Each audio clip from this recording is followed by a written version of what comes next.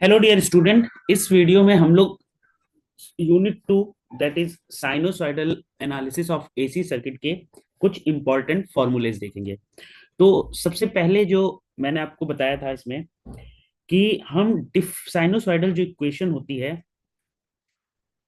Sinusoidal equation, इसके different forms होते हैं, जिसमें पहली हमारी फॉर्म होती है v is equal to V M sine theta. Then हमारे पास फॉर्मूला होता है थीटा, थीटा जिसको हम कहते हैं angular distance, theta is equal to omega T, या where omega is your angular frequency and T is time, और ओमेगा को एंगुलर वेलोसिटी भी कहते हैं। देन इसके अलावा हमारे पास एक फॉर्मूला होता है angular frequency omega is equal to 2 pi F, where F is your frequency. इसके अलावा हमारे पास एक फॉर्मूला होता है F frequency is equal to 1/t, where T is your time period. तो हमारी जो पहली इक्वेशन है v is equal to V M sine theta, that is sinusoidal equation. अब इस इक्वेशन के हम अगर डिफरेंट फॉर्म लिखें तो ये हमारे हो जाएंगे, ये स्मॉल v है, small v is equal to V M sine theta की अगर हम वैल्यू पुट कर दे तो ये इक्वेशन हो जाएगी V M sine omega T. इसके अलावा एक और इक्वेशन फॉर्म बन सकती है v is equal to V M sine 2 pi F T. इसके अलावा हमारी इक्वेशन बन सकती है v is equal to V M sine 2 pi by capital T multiplied by small T. तो ये हमारी चार डिफरेंट टाइप की साइनोसॉइडल इक्वेशन बन सकती हैं, जिसमें आपको इस इक्वेशन को, जो ये मैं सर्कल कर रहा हूं, इस इक्वेशन को थोड़ा ध्यान से याद रखना है। हम जो भी न्यूमेरिकल्स करेंगे उनमें इसी इक्वेशन को हम बेसिकली कंपैरिजन करते हैं, और उस केस में हम जब कंपैरिजन न्यूमेरिकल्स में करते हैं तो यहाँ ओमेगा टी प्लस फाइव ले लेते हैं, वो अभी मैं आगे बताऊंगा, जो जहाँ पे फाइव हमारा फेस एंगल होता है। इसके बाद हमारे पास नेक्स्ट जो इक्वेशन होती है वो नेक्स्ट इक्वेशन है, उस नेक्स्ट इक्वेशन से पहले मैं आपको कुछ क्वांटिटीज में वैल्यू बता दूं। जैसे एसी क्वांटिटी में चार टाइप की वैल्यू मेन होती है, मैंने आपको पहले भी बताया हुआ है। Instantaneous value, instantaneous, instantaneous, then आपकी एवरेज, देन आपकी मैक्सिमम, एंड आपकी आरएमएस। ओके, तो जो हमारी इक्वेशन है, जैसे साइनोसॉइडल इक्वेशन है small v is equal to V M sine omega T. यहाँ पे जो ये स्मॉल लेटर से v दिखा रहे हैं, it is your instantaneous value, instantaneous value.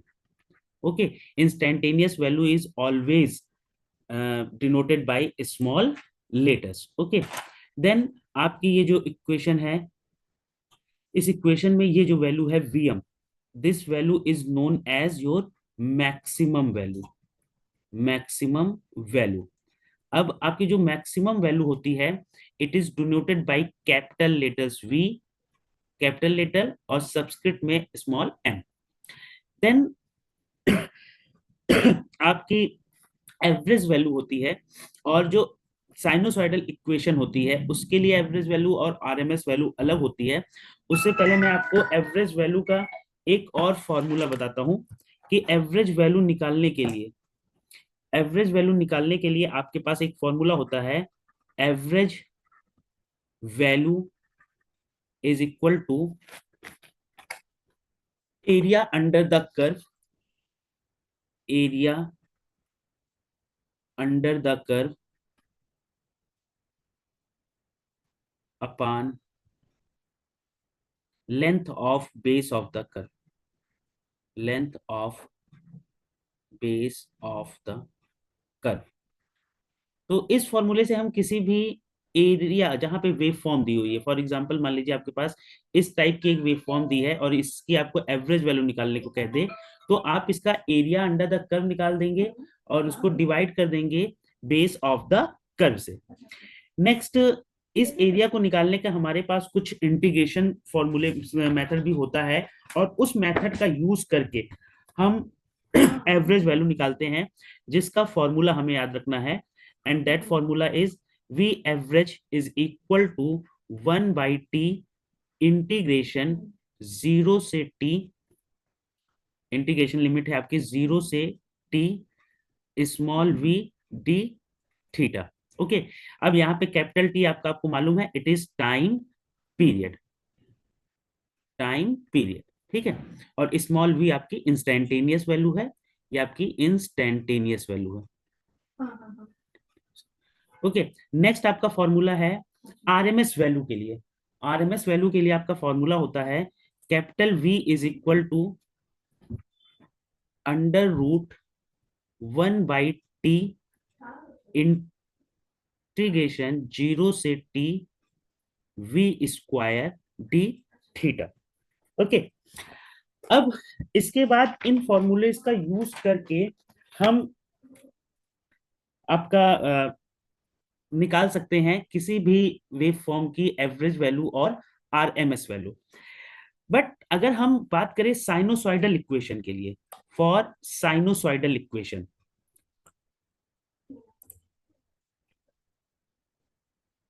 For sinusoidal equation,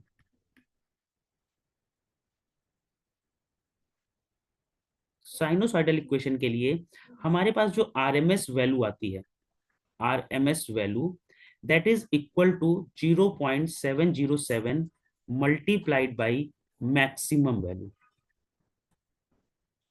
multiplied by maximum value.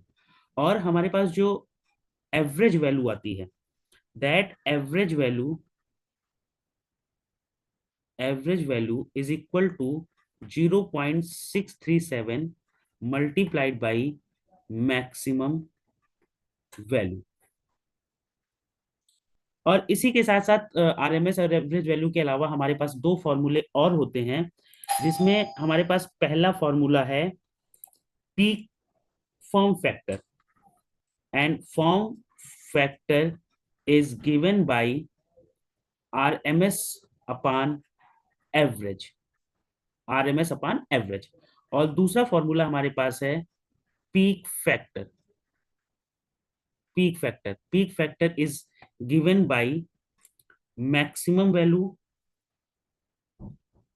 Maximum upon RMS. Okay, so ये total आपके फॉर्मूलेज हैं यूनिट नंबर 2 के, जिनको आपको एक रिवीजन की स्लाइड वीडियो मैंने दी है, और इस रिवीजन को देख के आप जो भी न्यूमेरिकल्स दिए गए हैं उनको ट्राई करिए। Okay, thank you.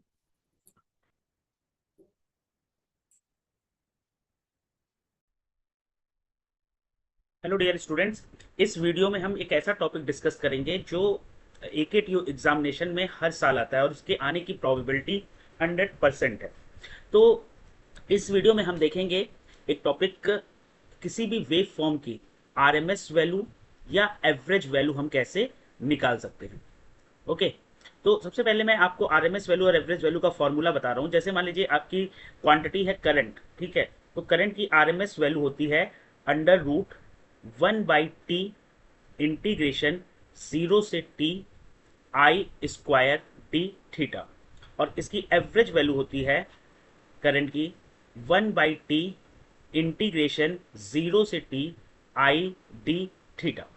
अब लेट अस सपोज कि आपको एग्जाम में आया कि आपको निकालना है एक हाफ वेव रेक्टिफायर की आरएमएस एंड एवरेज वैल्यू।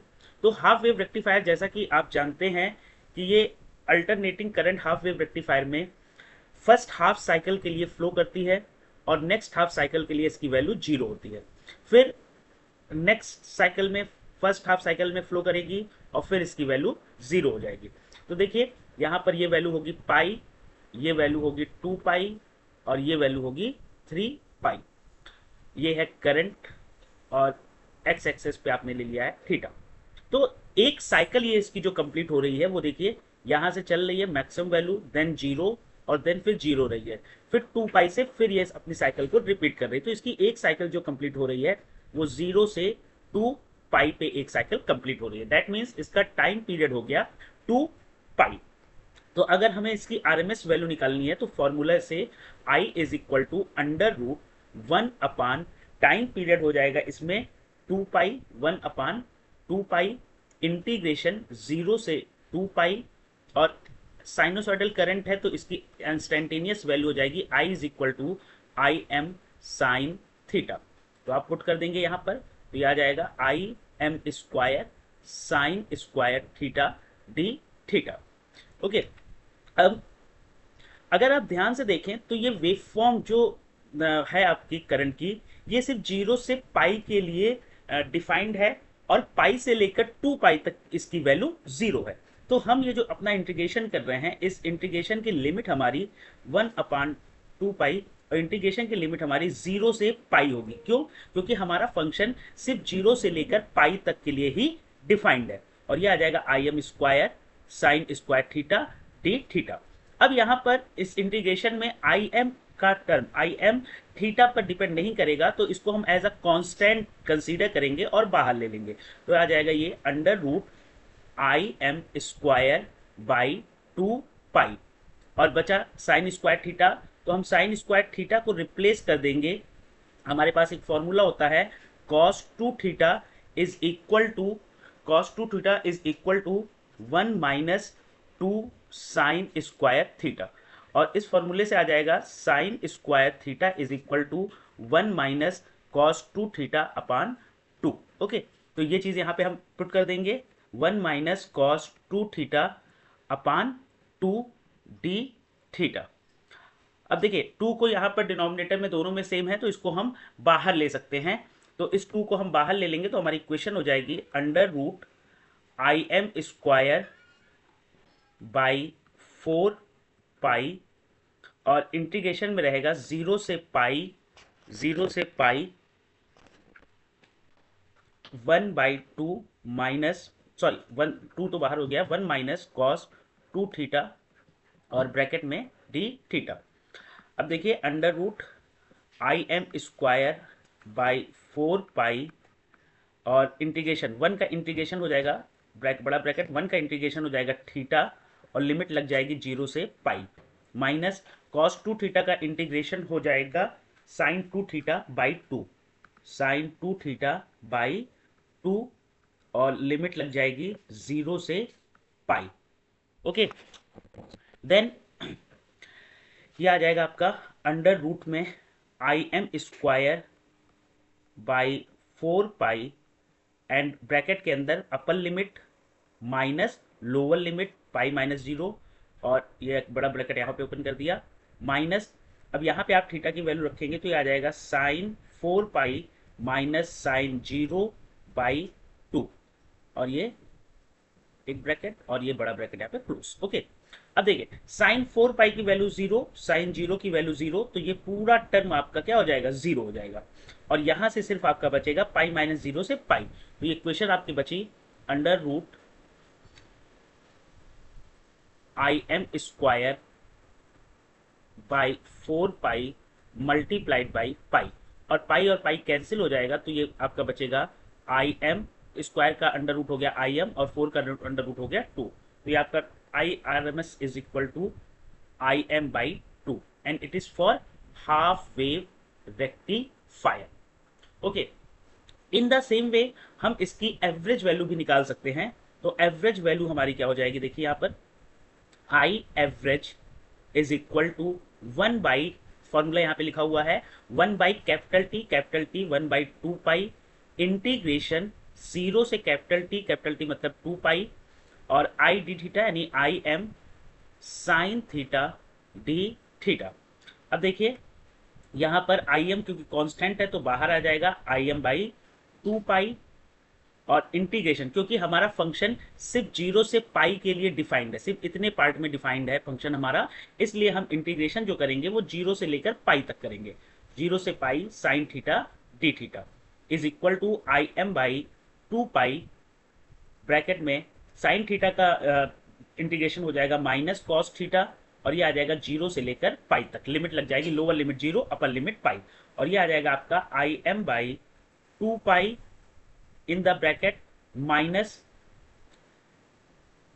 को आप बाहर ले लीजिए तो आपको कंफ्यूजन नहीं होगा, माइनस को हमने बाहर ले लिया, cos pi upper limit, limit हम कैसे लगते हैं पहले upper limit minus lower limit, cos pi minus cos 0, और is equal to minus I M by 2 pi, और कॉस पाई की वैल्यू होती है बेटा -1, कॉस जीरो की वैल्यू 1, तो 1 - 1, और -1 - 1 ये -2 हो जाएगा, और बाहर ये आके माइनस के साथ मल्टीप्लाई होके प्लस हो जाएगा, तो plus I am multiplied by 2/2 पाई, तो 2 और 2 कैंसिल हो जाएगा, तो ये बचेगा आपका आई M by pi, I average. तो ये इस तरह से हमने हाफ वेव रेक्टिफायर के लिए आरएमएस वैल्यू और एवरेज वैल्यू हमने फाइंड आउट कर ली है। ओके, तो नेक्स्ट वीडियो में हम लोग देखेंगे कि फुल वेव रेक्टिफायर के लिए हम आरएमएस वैल्यू और एवरेज वैल्यू कैसे फाइंड आउट कर सकते हैं। ओके, तब तक के लिए थैंक यू, और आपको ये वीडियो कैसा लगा इस पे कमेंट जरूर करिएगा। Okay, thank you everyone. Hello dear student, इस वीडियो लेक्चर में हम लोग रेजोनेंस पर कुछ न्यूमेरिकल प्रॉब्लम्स देखेंगे। ठीक है, तो चलिए स्टार्ट करते हैं रेजोनेंस पे कुछ न्यूमेरिकल प्रॉब्लम्स। ये फर्स्ट क्वेश्चन है जिसमें एक सीरीज आरएलसी सर्किट दिया हुआ है, और उस सीरीज आरएलसी सर्किट में रेजिस्टेंस की वैल्यू आपको दी है, इंडक्टेंस की वैल्यू दी है, और कैपेसिटेंस की वैल्यू दी है। तो रेजिस्टेंस, इंडक्टेंस एंड कैपेसिटेंस की वैल्यू आपको दी हुई है, और आपसे कह रहा है कि सर्किट का जो वोल्टेज है वो 100 वोल्ट है। तो देखिए, ये आपका सर्किट है आर, एल और सी, और इस पर जो वोल्टेज लगा हुआ है वो आपका वोल्टेज है 100 वोल्ट। 100 वोल्ट दिया है, तो दैट मीन्स आपका जो है ये आरएमएस वैल्यू दी हुई है। ठीक है, तो रेजिस्टेंस आर दिया है, एल दिया है, और कैपेसिटर सी। तो एल का रिएक्टेंस होता है इंडक्टिव रिएक्टेंस एक्सी, और सी का होता है capacitive reactance XC. Okay, L का एक्सएल, सी का एक्सी। तो पहला क्वेश्चन कह रहा है कि find the resonant frequency of the circuit. तो आपको मालूम है रेजोनेंट फ्रीक्वेंसी का फॉर्मूला, रेजोनेंट फ्रीक्वेंसी का फॉर्मूला होता है F not is equal to 1/2 pi into 1/√LC। तो आपको यहाँ पे एल की वैल्यू दी हुई है, आर की वैल्यू है 1000 ओम, एल की वैल्यू है 100 मिली हेनरी, और सी की वैल्यू है 10 माइक्रोफैरेड। तो जैसा कि क्योंकि एल की बेसिक जो यूनिट होती है वो हेनरी होती है, तो इसको पहले हम मिली हेनरी को हेनरी में चेंज कर लेंगे। तो मिली हेनरी को हेनरी में चेंज करने के लिए 10⁻³ से हम मल्टीप्लाई कर देंगे। और इसी तरह कैपेसिटर की बेसिक यूनिट जो होती है वो फैरेड होती है, इसलिए हम इस माइक्रोफैरेड को चेंज कर लेंगे फैरेड में। तो माइक्रो को फैरेड में चेंज करने के लिए हम इसको मल्टीप्लाई कर देंगे 10⁻⁻6 से। ओके, तो ये आपका यहां पर इस तरह से ये दोनों वैल्यूज चेंज हो जाएंगी। तो इसको फिर जब आप ये वैल्यूज पुट कर देंगे तो आपको एल और सी की बेसिक वैल्यूज आ जाएंगी। अब यहाँ पे देखिए एफ नॉट में आप एल और सी की वैल्यू को पुट करके और आप आंसर निकाल सकते हैं। ठीक है, तो जैसे एफ नॉट की वैल्यू यहाँ पे पुट करेंगे तो ये हो जाएगा 1/2 पाई, और अंडर रूट में आ जाएगा बेटा 100 × 10⁻³ मल्टीप्लाइड बाई 10 × 10⁻⁻6। ओके, और इसको अगर आप सॉल्व कर लेंगे तो ये सॉल्व होके आएगा 159.23 हर्ट्स में। Okay, F not. अच्छा, अगर यहाँ पे ये कह देता कि फ्रीक्वेंसी हर्ट्ज में नहीं रेडियन पर सेकंड में निकालनी है, तो रेडियन पर सेकंड का मतलब क्या हो गया, omega not is equal to 2 pi F not. तो आप ये वैल्यू पुट कर देंगे 2 × 3.14 इंटू एफ नॉट की 159.23 इज इक्वल टू, और इसको अगर आप सॉल्व कर लेंगे तो ये आ जाएगी 1000 radian per second, omega naught. ये हो गया आपका फर्स्ट पार्ट। नेक्स्ट पार्ट है find the quality factor, find the quality factor of the resonant circuit eight resonant frequency. तो सेकेंड पार्ट में आपको क्वालिटी फैक्टर निकालना है।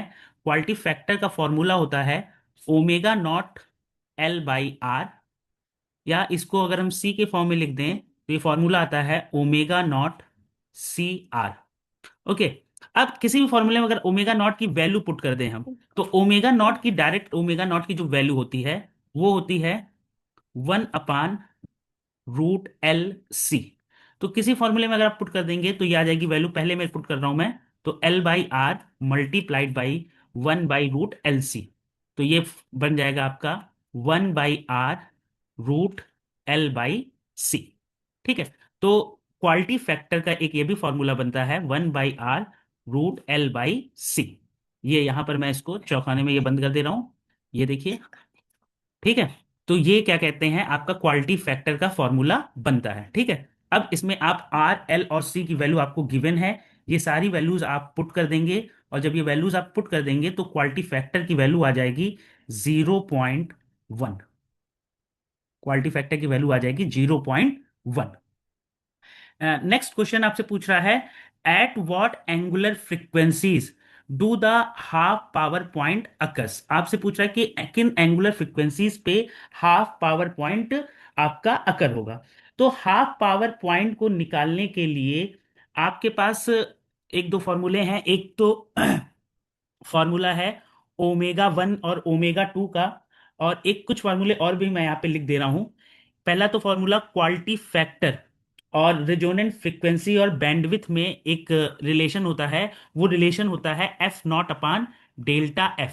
Quality factor is equal to resonant frequency upon bandwidth, and lower half power frequency F1 is equal to होता है resonant frequency minus delta F/2। एक F1 is equal to F0 - delta F/2। और upper half power frequency F2 is equal to formula होता है F0 - delta F/2। Okay, तो इन फॉर्मूले से आप क्या कहते हैं, यहां पर क्वालिटी फैक्टर और आपको बैंड क्वालिटी फैक्टर मालूम है, रिजोनेंट फ्रीक्वेंसी मालूम है, तो आप सबसे पहले बैंडविथ निकाल लेंगे। तो बैंडविथ आपका हो जाएगा delta F is equal to F0/Q0। F0 की वैल्यू है 159.23 अपान Q0 की वैल्यू है 0.1, और ये 1 हटाएंगे तो एक जीरो बढ़ जाएगा ऊपर, तो ये आ जाएगा आपका 1592.3 हर्ट्ज, ठीक है। अब नेक्स्ट थर्ड पार्ट है ये थर्ड पार्ट से क्या, बेसिकली फोर्थ पार्ट में आपसे पूछा गया बैंडविड्थ, तो आपने बैंडविड्थ यहीं पे निकाल ली। अब इसके बाद एंगुलर फ्रीक्वेंसी आपको फोर्थ पार्ट में निकालनी है। तो F1, अच्छा एक्चुअली ये एंगुलर फ्रीक्वेंसी कह रहा है, तो एंगुलर फ्रीक्वेंसी का फॉर्मूला जो होता है वो भी फॉर्मूला मैं यहाँ लिख दे रहा हूँ। ओमेगा 1 इज इक्वल टू आता है -R/2L प्लस √R/2L का whole square minus plus 1/LC। And angular frequency omega 2 का फॉर्मूला आता है +R/2L प्लस √R/2L का whole square plus 1/LC। Okay, इसमें आप R और L की वैल्यूज को पुट करके आप एंगुलर फ्रीक्वेंसी ओमेगा 1 और ओमेगा 2 डिटरमाइन कर सकते हैं। तो इस तरह चारों पार्ट आपके क्वेश्चन के हो जाएंगे, और इस तरह की प्रॉब्लम बेटा AK2 में बहुत पूछी जाती हैं, और फाइनल एग्जाम्स में भी, एग्जाम में बहुत पूछा जाता है। तो आप इस तरह की प्रॉब्लम जरूर प्रैक्टिस करिए। एक और क्वेश्चन इसी पे देखते हैं। ये क्वेश्चन है, इस RLC सर्किट में R, L और C की वैल्यू दिया हुआ है, और यहाँ पे अगर आप ध्यान से देखें तो सभी अपनी बेसिक यूनिट में दिया हुआ है। R रेजिस्टेंस ओम में दिया है, L हेनरी में दिया है, और C फैरेड में दिया है। तो आपको सबसे पहले रिजोनेंट फ्रीक्वेंसी निकालना है। तो रिजोनेंट फ्रीक्वेंसी फर्स्ट पार्ट में, resonant frequency F0 is equal to हो जाएगा 1/2 पाई मल्टीप्लाइड बाई 1/√LC। ओके, अब यहाँ पर आप वैल्यूज पुट कर देंगे, 1/2 पाई। अच्छा एक मिनट, इससे पहले वाले क्वेश्चन में मैं आंसर इसका भी बता देता हूं। ओमेगा 1 की जो वैल्यू आएगी बेटा, वो आएगी ओमेगा 1 की value 0.09 multiplied by 10⁻³ radian per second. And omega 2 की वैल्यू आएगी 10.09 इंटू 10⁻³ रेडियन पर सेकेंड। और यहां से भी आप बैंडविथ निकाल सकते हो। ये तो बैंडविथ जो आई थी वो हर्ट्ज में आ रही थी, यहां से आप बैंडविथ निकाल सकते हो, delta omega is equal to omega 2 minus omega 1, और ये आ जाएगी 10⁻⁴ रेडियन पर सेकेंड। ओके, तो ये रहा फर्स्ट वाली प्रॉब्लम। सेकंड वाली प्रॉब्लम अब हम लोग चलते हैं। सेकंड प्रॉब्लम में, हाँ मैं बता रहा था R, L और C दिया हुआ है, तो F0 इज इक्वल टू हो जाएगा 1/2 पाई मल्टीप्लाइड बाई रूट के अंदर R की वैल्यू 20 और सी एल की वैल्यू जीरो, सॉरी, एल की वैल्यू 0.1 मल्टीप्लाइड बाई 0.09। और इसको अगर आप सॉल्व करेंगे तो ये सॉल्व होके आ जाएगा, आपका वैल्यू आ जाएगी 1.694 हर्ट्ज। ठीक है। सेकेंड पार्ट में आपसे कह रहा है क्वालिटी फैक्टर निकालने को। तो quality factor is equal to होता है आपका 1/R√L/C। सारी वैल्यूज आप पुट कर देंगे तो क्वालिटी फैक्टर की वैल्यू आ जाएगी 0.0507, 0.0507। एंड थर्ड पार्ट आपसे कह रहा है बैंडविथ निकालने को। तो बैंडविथ का फॉर्मूला भी मैंने बताया था। Quality factor is equal to quality factor is equal to resonant frequency, resonant frequency upon bandwidth. Okay, delta F. तो यहां से डेल्टा एफ की वैल्यू आप निकाल सकते हो बैंडविथ। तो डेल्टा एफ आ जाएगा आपका, क्वालिटी फैक्टर की वैल्यू है, रेजोनेंट फ्रीक्वेंसी है 1.694 अपान क्वालिटी फैक्टर है 0.0507। तो ये आप सॉल्व करेंगे तो ये आ जाएगा 31.84 हर्ट्ज। और bandwidth in radian per second delta omega निकाल लेंगे तो 2 pi into delta F is equal to, इसको सॉल्व करेंगे तो ये आ जाएगा 200 radian per second, 200 radian per second. तो ये डायरेक्ट आप देख सकते हैं, फॉर्मूला बेस्ड सब क्वेश्चंस हैं, सिर्फ आपको ये फॉर्मूलाज याद होने चाहिए तो आप इजीली इन क्वेश्चंस को सॉल्व कर सकते हैं। एक और प्रॉब्लम हम लोग देख लेते हैं। If the bandwidth of a resonant circuit is 10 kilohertz and the lower half power frequency is 120 kilohertz, then find out the upper half power frequency and quality factor of the circuit। तो देखिए आपको bandwidth दे रहा है, bandwidth bandwidth दे रहा है 10 kilo hertz. क्योंकि bandwidth kilo hertz में दे रहा है इसलिए हम एफ ले रहे हैं, 10 किलो हर्ट्ज। और आपको अपर हाफ पावर फ्रीक्वेंसी दे रहा है F1, ये आपको दे रहा है 120 किलो हर्ट्ज। तो आपसे पूछ रहा है कि आप इसका F2 बताइए कितना होगा और क्वालिटी फैक्टर कितना होगा। ये दो चीजें आपसे पूछ रहा है। तो डायरेक्टली आप delta F is equal to formula लगा सकते हैं, F2 - F1।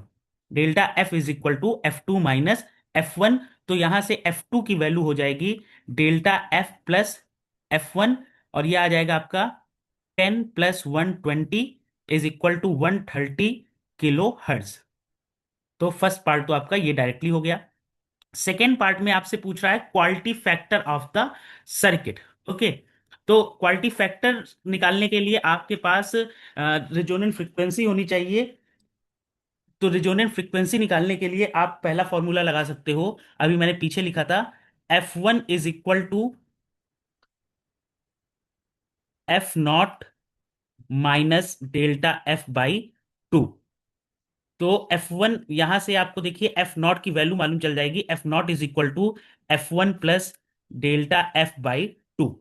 तो ये वैल्यू आ जाएगी, F1 की वैल्यू है आपकी 120 प्लस डेल्टा F की वैल्यू है 10, आप सॉरी डेल्टा F की वैल्यू है आपकी, हाँ डेल्टा F की वैल्यू है 10/2। तो ये आ जाएगा आपका 125 किलो हर्ट्ज F0। तो quality factor is equal to होता है resonant frequency upon bandwidth. तो रेजोनेंट फ्रीक्वेंसी आपकी आ गई 125, बैंड विथ आ गई आपकी 10। तो यह आ जाएगा आपका 12.5 kilo hertz, 12.5 kilo hertz. Okay, ठीक है। तो ये था आपका सेकंड न्यूमेरिकल। देखिए इस टाइप का न्यूमेरिकल काफी पूछा जाता है। देखिए इस फिर से मैं इसको बता देता हूँ। इस न्यूमेरिकल में आपको बैंडविड्थ दिया हुआ था और अपर हाफ पावर फ्रीक्वेंसी दी हुई थी। ठीक है, तो बैंडविड्थ और अपर हाफ आपसे लोअर फ्रीक्वेंसी और क्वालिटी फैक्टर पूछा था। तो आपने क्या किया कि delta F is equal to F2 - F1 से आपने सबसे पहले अपर हाफ पावर फ्रीक्वेंसी निकाल ली। तो अपर हाफ पावर फ्रीक्वेंसी आपकी 130 किलो हर्ट्ज आ गई। फिर आपने फॉर्मूला लगा दिया कि lower half power frequency F1 is equal to F0 minus delta F/2, या del F0 resonant frequency F0 is equal to F1 plus delta F/2। तो F1 की वैल्यू 120 थी और डेल्टा F की वैल्यू आपने 10 निकाली थी, 10/2। तो ये सॉल्व आपने कर लिया। तो ये आ गया आपका आंसर सीधे 125 किलो हर्ट्ज। ओके, देन आपसे क्या कहते हैं, 125 किलो हर्ट्ज आ गया। Then quality factor is equal to आपने लगा दिया रेजोनेंट फ्रीक्वेंसी अपान बैंडविड्थ, और रेजोनेंट फ्रीक्वेंसी आपकी 125 थी, बैंडविड्थ 10 था, तो आपके आंसर आ गया 12.5 किलो हर्ट्ज। चलिए फिर नेक्स्ट प्रॉब्लम की तरफ बढ़ते हैं। नेक्स्ट प्रॉब्लम में कह रहा है कि a series resonant circuit is consist of a resistance. इस क्वेश्चन में आपको रेजिस्टेंस की वैल्यू दे रहा है सबसे पहले, तो लिख लेते हैं जो भी गिवन दैट है। रेजिस्टेंस 100 ओम, इंडक्टेंस की वैल्यू दे रहा है आपको 50 मिली हेनरी, 50 मिली हेनरी।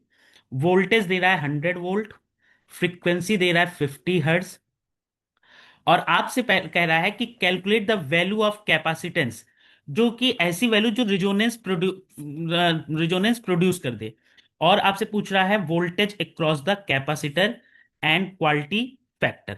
तो देखिए, रेजोनेंस आपको मालूम है कि रेजोनेंस की कंडीशन में XL is equal to XC हो जाता है।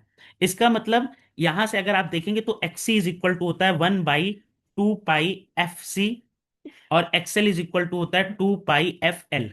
तो यहां से सी की वैल्यू बेटा आ जाएगी, सी की value 1/4 pi square F square L.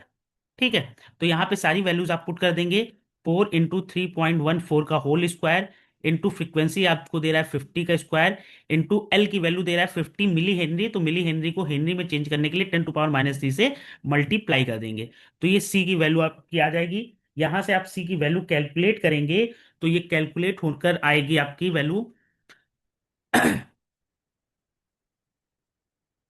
2.028 × 10⁻⁴ fed. ठीक है, एंड देन आपको क्योंकि वोल्टेज दे रहा है, तो आप रेजोनेंस पे करंट कितनी होगी उसकी वैल्यू निकाल सकते हैं। रेजोनेंट पे करंट की वैल्यू होगी V/R is equal to 100/100 is equal to 1 ampere. तो करंट की वैल्यू रेजोनेंट पे हो गई 1 एम्पियर। तो कैपेसिटर के क्रॉस वोल्टेज ड्रॉप हो जाएगा VC0 is equal to IXC। ठीक है, और यहाँ पे आप वैल्यूज पुट करके आप आंसर निकाल सकते हैं। तो उससे पहले कि आपको यहाँ पे अब आंसर निकालने के लिए रिजोनेंट फ्रीक्वेंसी आपकी हाई 50 हर्ट्ज, तो आप यहाँ वैल्यू पुट कर देंगे, तो ये V C0 की वैल्यू कैलकुलेट करके करेंगे तो ये आपकी लगभग 15.7 वोल्ट आएगी, 15.7 वोल्ट। ओके, तो ये इतने क्वेश्चन थे, और इसके बाद क्यू फैक्टर कह रहा है आपसे निकालने को। तो Q factor is equal to आपका हो जाएगा Ω0L/R। एल की वैल्यू दी हुई है, आर की वैल्यू दी हुई है, आप पुट करके Q0 की वैल्यू निकाल सकते हैं। तो ये क्वेश्चन था टोटल बेटा, इतने क्वेश्चन थे रिजोनेंस में। तो इन चारों क्वेश्चंस को सॉल्व करने के लिए आप ध्यान से अगर देखें तो आपको सारे फॉर्मूलेज याद होने चाहिए। ओके, तो इन फॉर्मूलोज की एक मैं PDF भी शेयर कर दूंगा, और उनको उनसे आप सारे फॉर्मूले याद कर लीजिए, जिससे कि ये क्वेश्चन बहुत ही इजीली आप कर सकते हैं। ओके, तो ये वीडियो यहीं तक रखते हैं। थैंक यू, और आप जरूर कमेंट करिए कि आपको ये वीडियोस कैसे लग रहे हैं। Okay, thank you everyone. Hello dear students, इस रिवीजन लेक्चर वीडियो में हम लोग 3 फेज सिस्टम का प्रूफ देखेंगे। तो स्टार्ट करते हैं video.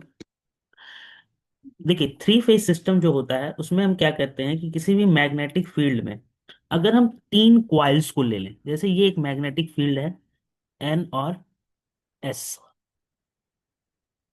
North pole south pole है, यहाँ पे एक मैग्नेटिक फील्ड जनरेट है। ठीक है, नॉर्थ पोल से साउथ पोल मैग्नेटिक फील्ड है। तो अगर हम यहाँ पे 3 कॉइल को ले लेते हैं, जैसे कॉइल 1, ये कॉइल B है, और यहाँ पर एक कॉइल A। तो ये A डैश है, ये B डैश है, और ये C डैश है। और इन तीनों कॉइल्स को अगर हम इस डायरेक्शन में रोटेट कराएं, तो हर एक कॉइल से लिंकिंग फ्लक्स में चेंज होगा, और अगर लिंकिंग फ्लक्स में चेंज होगा तो हर एक कॉइल में एक EMF इंड्यूस्ड होगा। लेट अस से कि कॉइल ए डैश में जो EMF इंड्यूस्ड हो रहा है वो है VM साइन ω t। तो कॉइल बी डैश इससे 120 डिग्री पीछे है, तो इसमें जो ईएमएफ इंड्यूस्ड होगा वो होगा Vm sign omega T minus 120। और फिर वी सी सी डैश में जो भी ईएमएफ होगा वो होगा Vm sign omega T minus 240। Okay. इसी चीज को हम कहते हैं थ्री फेज वोल्टेज। इस चीज को हम कहते हैं three phase voltage. Three phase में फेज क्या होता है बेटा, जैसे ये थ्री वायर्स हैं, ठीक है, थ्री फेज के वायर्स हैं, इसको हम डिनोट करते हैं रेड येलो और ब्लू। तो इसमें किसी एक वायर को हम कहते हैं फेज, सिंगल सिंगल हर एक वायर को हम कहते हैं फेज। ओके। अब जो होता है थ्री फेज, इसमें आपने देखा कितनी क्वाइल्स हैं थ्री फेज में आपके, थ्री क्वाइल्स हैं, three coils A dash B dash C dash. तो थ्री फेज के दो टाइप के कनेक्शन होते हैं। एक कनेक्शन को हम कहते हैं स्टार कनेक्शन और दूसरे कनेक्शन को हम कहते हैं डेल्टा कनेक्शन।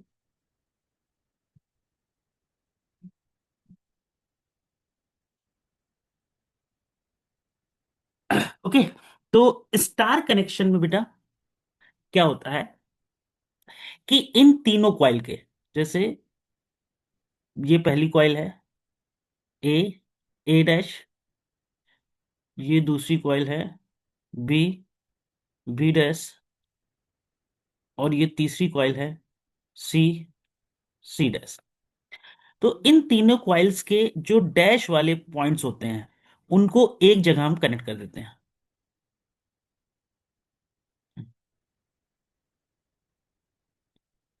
1 सेकेंड। ओके।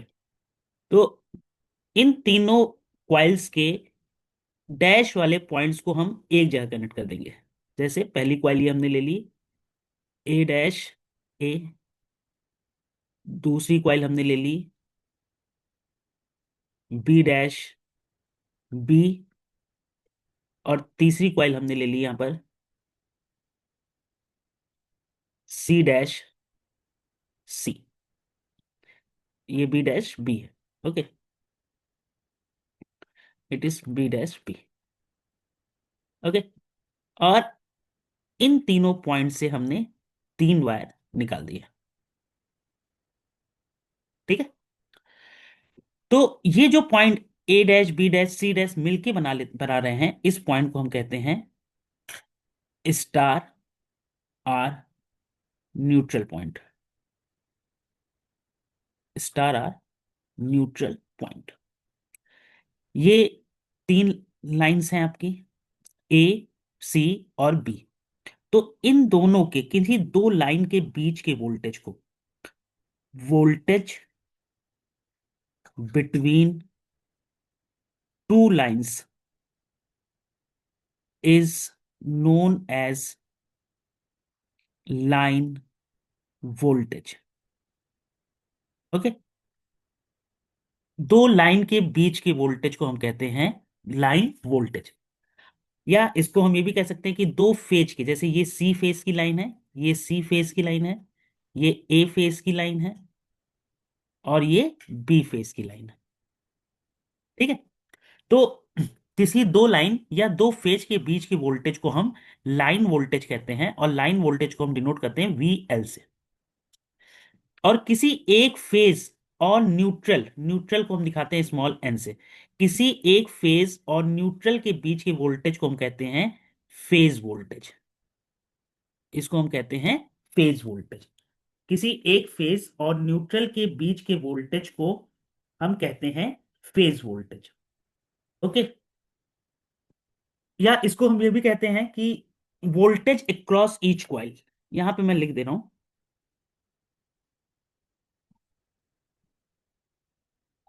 यहां पे डिफिनेशन लिख दे रहा हूं, voltage across each coil is known as phase voltage। या वोल्टेज, या इसी को कहते हैं हम वोल्टेज बिटवीन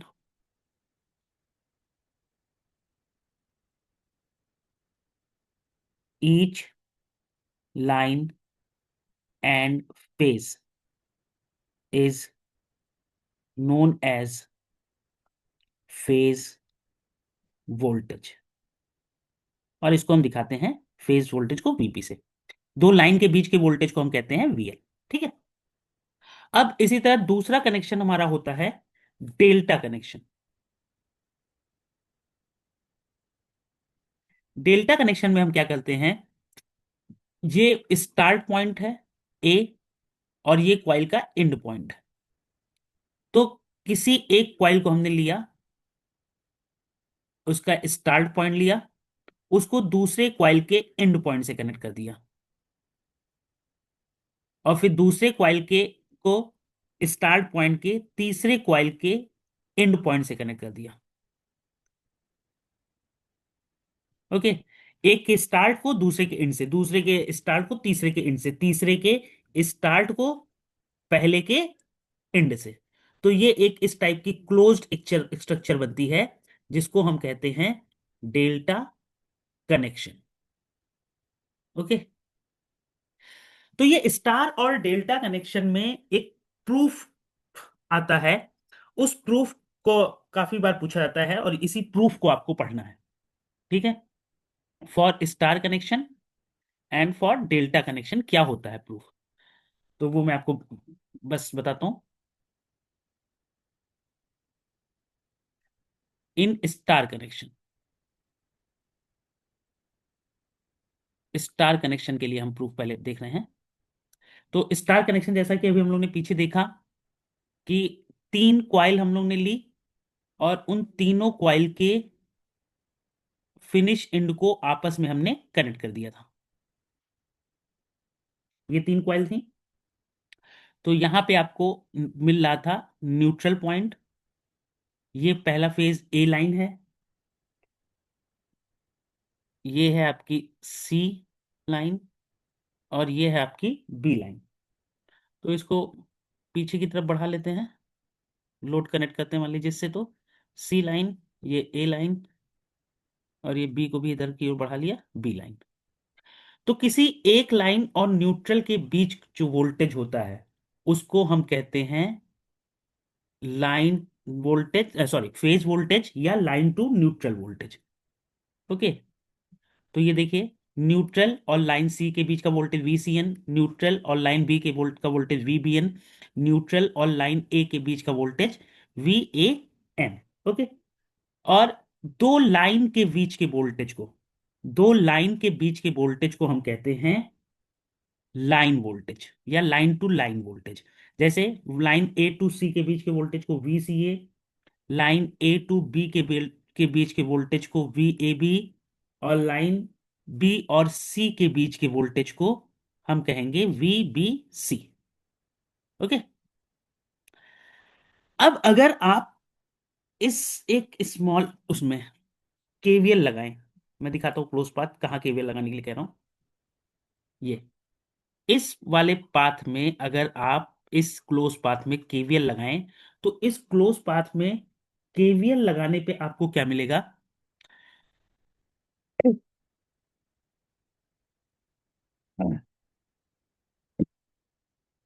सॉरी, देखिए, केवीएल लगाइए, यहां से स्टार्ट करते हैं।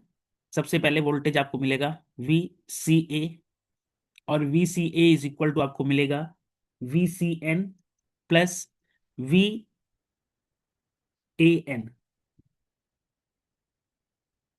VCN प्लस V, यहां से N से A की तरफ जा रहा है, तो VNA। VCN प्लस VNA, या इस चीज को आप लिख सकते हैं VCN प्लस VNA को माइनस VAN लिख सकते हैं, -VAN। तो इसका मतलब क्या हुआ कि अगर हम फेजर फेजर VCN को ऐड कर दें phasor minus V A N में, तो हमको क्या मिल जाएगा, वी सी ए मिल जाएगा। ओके। अब अच्छा, यहाँ पे उससे पहले, इसको करने से पहले जरा एक चीज और देख लेते हैं। हमारे पास बेटा लाइन वोल्टेज कौन कौन सा है। लाइन वोल्टेज था हमारे पास वी ए बी, तो इसका मैग्नीट्यूड इज इक्वल टू, और लाइन वोल्टेज था हमारे पास V B C is equal to इसका मैग्नीट्यूड वी सी ए। इन सभी का मैग्नीट्यूड इक्वल होता है लाइन वोल्टेज वी एल के। इसी तरह हमारे पास फेज वोल्टेज था V A N is equal to V B N is equal to V C N is equal to phase voltage हम इसको कहते हैं वीपी। तो ये हमारा है लाइन वोल्टेज और ये हमारा है फेज वोल्टेज। ओके। तो जरा एक फेजर सम बनाते हैं, यहां पर हम आपको मैं बना के दिखाता हूँ नीचे। देखिए, फेज वोल्टेजेस जो होते हैं वी ए एन, ये आपका होता है V M sine omega T. इसी तरह वी बी एन होता है आपका V M sine omega T minus 120, ये हम लोग पीछे देख चुके हैं।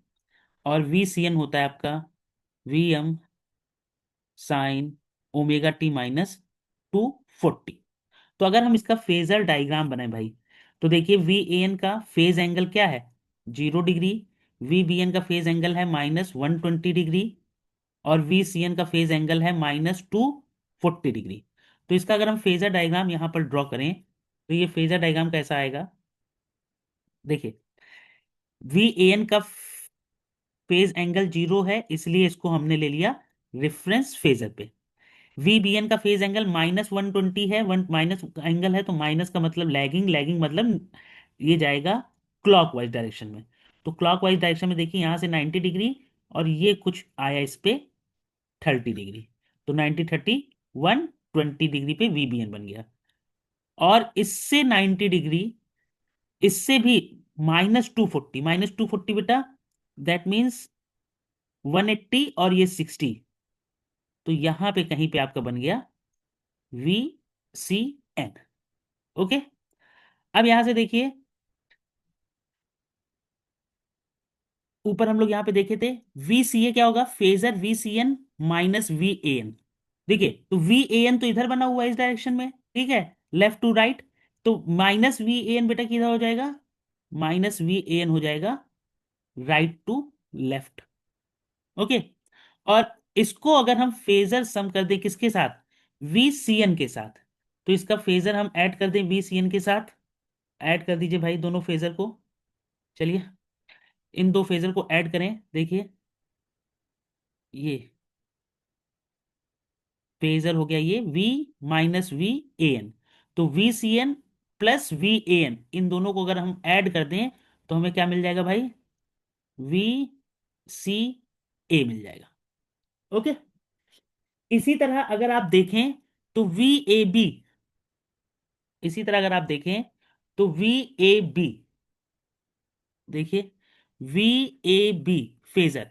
अब वी ए बी देखिए, वोल्टेज आपको कहां से मिल रहा है, यहां से।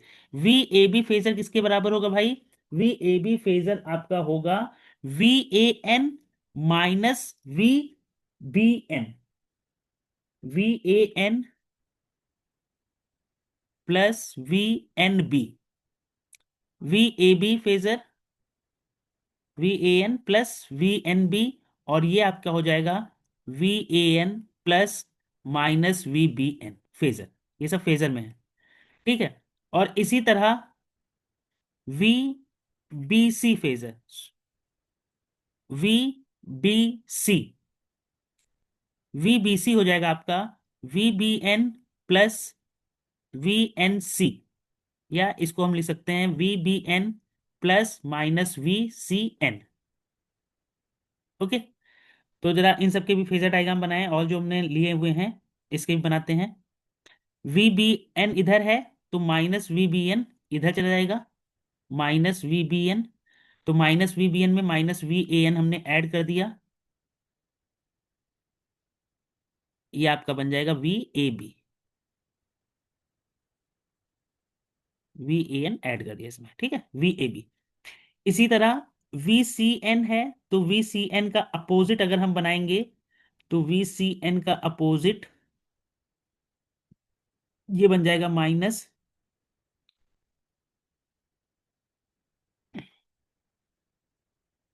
वी सी एन, और वी बी एन और plus minus V C N, इन दो फेजर को अगर हम ऐड कर देंगे, इन दोनों फेजर को अगर हम ऐड कर देंगे, तो ये फेजर हमारा बन जाएगा वी बी सी। ओके, तो देखिए वी ए बी बन गया, वी बी सी बन गया, वी सी ए बन गया। अब अगर आप यहां पर ध्यान से देखें, इस वी ए एन से, इसका हम नाम दे देते हैं, इस पॉइंट का नाम है ओ, इस पॉइंट का नाम है ए, और यहां से हम एक परपेंडिकुलर डाल रहे हैं इस पर हमने एक परपेंडिकुलर डाला, वी ओ एम। ओके, तो अब देखिए कि इस ट्रायंगल ओ ए एम में, ट्रायंगल ओ ए एम में आपका जो ओ ए है,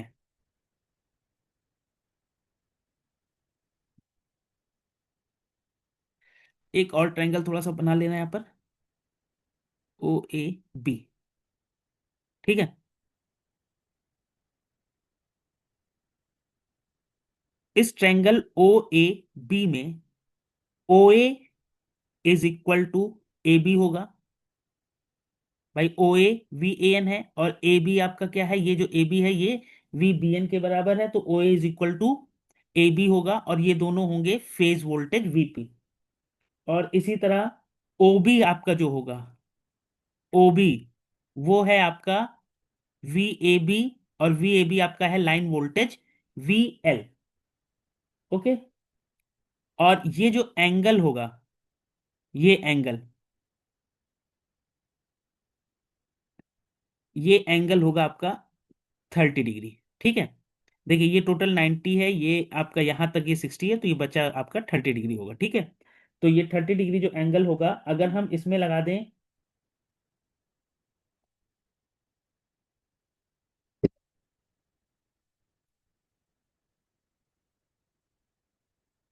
क्योंकि O A is equal to A B है, और ये यहां से हम एक परपेंडिकुलर डाल रहे हैं, तो ये परपेंडिकुलर इस लाइन को दो पार्ट में, दो इक्वल पार्ट्स में तोड़ देगा। तो O B is equal to आपका हो जाएगा, O B is equal to two O M. Okay, और O B is equal to two O M हो जाएगा, और ओ एम को हम लिख सकते हैं, ओ एम को हम लिख सकते हैं टू ओ ए। देखिए ये 30 डिग्री एंगल है, ये ओ ए है, ये ओ एम है, तो इसमें अगर कॉस थीटा लगा दे, cos theta is equal to base upon base upon hypotenuse, ठीक है, या आधार बटे कर्ण। ठीक है, तो आधार आपका हो जाएगा O M upon O A, तो O M is equal to हो जाएगा ओ ए कॉस 30, और कॉस 30 की वैल्यू है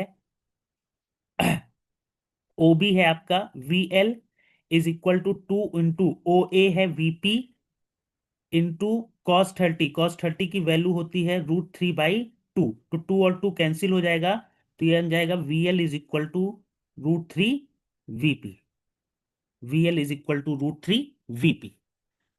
तो यही आपको स्टार कनेक्शन के लिए प्रूफ करना होता है कि लाइन वोल्टेज जो होता है वो √3 टाइम्स होता है फेज वोल्टेज के। ओके, नेक्स्ट में हम लोग डेल्टा कनेक्शन का देखेंगे।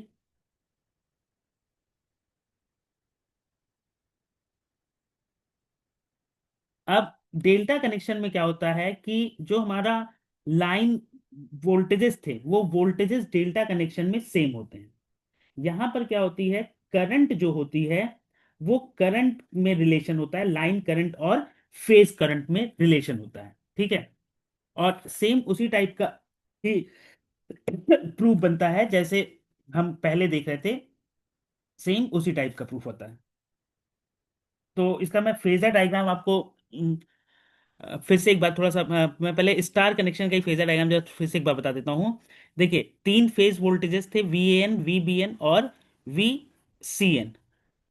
ओके, तो वी ए एन आपका बन गया, वी बी एन बन गया, वी सी एन बन गया, तीनों में एंगल कितना था बेटा, 120, 120, और यहाँ पर एंगल 120। ठीक है, फिर फेजर आपका वी सी ए जो है, ये V C A phasor V C N plus V N A होगा, और वी एन ए को हम लिख सकते हैं minus V A N.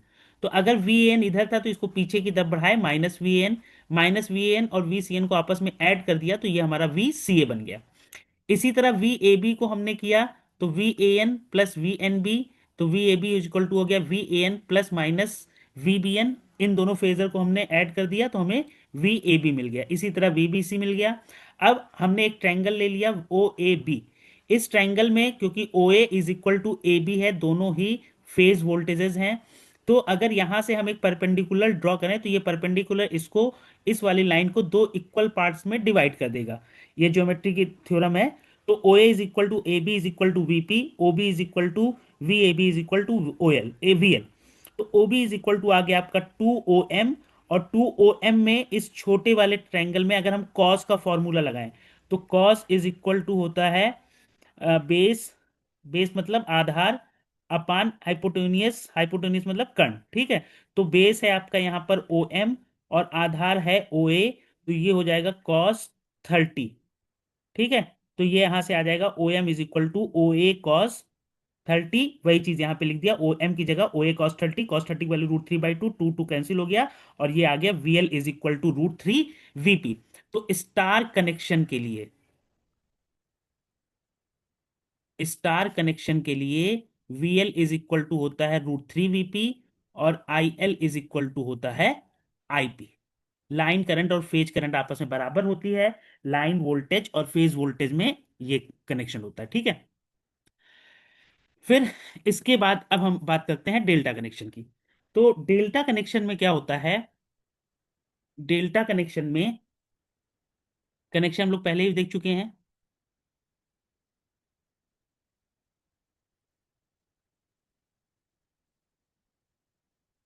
Okay, तीन लाइंस होती हैं, और उनके स्टार्ट और एंडिंग एंड को आपस में एक एक क्वाइल के आपस में ऐड कर देते हैं। तो यहाँ पर तीन वोल्टेज बना, वी ए बी, इधर वोल्टेज आया वी सी ए, और इधर वोल्टेज आया वी बी सी। ओके, यहाँ से तीन लाइन निकाल ली, तीनों पॉइंट से तीन लाइन निकाल ली, और इन तीनों लाइन को ले जाके हमने एक लोड से कनेक्ट कर दिया, थ्री फेज लोड से कनेक्ट कर दिया। ये है इसका थ्री फेज लोड का कनेक्शन डायग्राम। तो देखिए, सी को तो हमने सी से ही कनेक्ट कर दिया, लाइन बी को हम ले आए, लाइन बी से कनेक्ट कर दिया, और लाइन ए को कैपिटल लाइन ए से कनेक्ट कर दिया। अच्छा, ये सब जितने लोड हैं इन सब का मैग्नीट्यूड है जे, जेड पी, और एंगल है phi, Z P angle phi, Z P angle phi. Okay, तो इस वाले लोड में करंट फ्लो कर रही है ए से बी की तरफ, जिसको हम कहेंगे आई ए बी। यहाँ पे करंट फ्लो कर रही है बी से सी की तरफ, जिसको हम कहेंगे आई बी सी। और यहाँ पर करंट फ्लो कर रही है सी से ए की तरफ, जिसको हम कहेंगे आई सी ए। ओके, अब फॉर स्टार कनेक्शन अगर हम देखें, फॉर डेल्टा कनेक्शन अगर हम देखें, तो यहां पर ये जो दो लाइन के बीच वोल्टेज है, यही दो एक फेज के भी इक्वल है। तो स्टार कनेक्शन में क्या होता है, सॉरी डेल्टा कनेक्शन में क्या होता है, डेल्टा कनेक्शन के लिए V A B is equal to V B C is equal to magnitude V C A, और इसी को हम लाइन वोल्टेज भी कहते हैं, और इसी को हम फेज वोल्टेज भी कहते हैं। हाँ, लाइन करंट्स इसमें डिफर करती है, करंट्स इसमें डिफर करती है। करंट कैसे डिफर करती है वो देखते हैं हम लोग। पहली करंट हमारी है आई ए बी। तो आई ए बी अगर देखें तो ए और बी के बीच, ए और बी के बीच जो वोल्टेज लगा है वो है वी ए बी। वोल्टेज क्या लगा है, ए के बीच और ये बी लाइन के बीच। ये बी लाइन देखिए यहां से जा रही है ए ये, तो ए लाइन और बी लाइन के बीच वोल्टेज क्या लगा भैया, वी ए बी। तो इसकी वैल्यू क्या हो जाएगी, voltage V A B upon impedance लगा है Z P upon five, Z P angle five. Okay, तो वी ए बी वोल्टेज जो होगा उसको हम रिफरेंस वोल्टेज ले रहे हैं V L angle 0, Z P angle five. इसी तरह करंट, सेकंड करंट है आईबीसी। तो आईबीसी के बीच जो वोल्टेज लगा हुआ है वो वोल्टेज है वीबीसी। वीबीसी ये स्मॉल में है, वीबीसी अपान जेड पी एंगल फाइव। और वीबीसी एंगल फेज लाइन वोल्टेज से 120 डिग्री लैग करता है। तो ये आ जाएगा वीएल एंगल रूट माइनस 120 अपान जेड पी एंगल फाइव। या इसको अगर हम लिखना चाहें तो ये हम लिख सकते हैं VL upon Z P angle minus 120 minus five. इसी तरह आईसीए जो होगा वो आईसीए वोल्टेज और जेड पी एंगल फाइव के बीच कनेक्ट होगा। और सी वाला जो वोल्टेज होगा वो -240 डिग्री लैग करता है। तो ये जेड पी एंगल फाइव, ये इसको हम कह सकते हैं VL upon Z P angle -240 minus five. Okay. तो अब अगर हम देखें तो हमारी तीनों फेज करंट के मैग्नीट्यूड आपस में इक्वल हैं, लेकिन वो 120 120 एंगल से एक दूसरे से अलग अलग है। ठीक है। अब अगर हम यहां पर पॉइंट ए पर केसीएल लगाएं, KCL at point A, KCL at point A, अगर हम पॉइंट ए पर केसीएल लगा रहे हैं तो पॉइंट ए पर,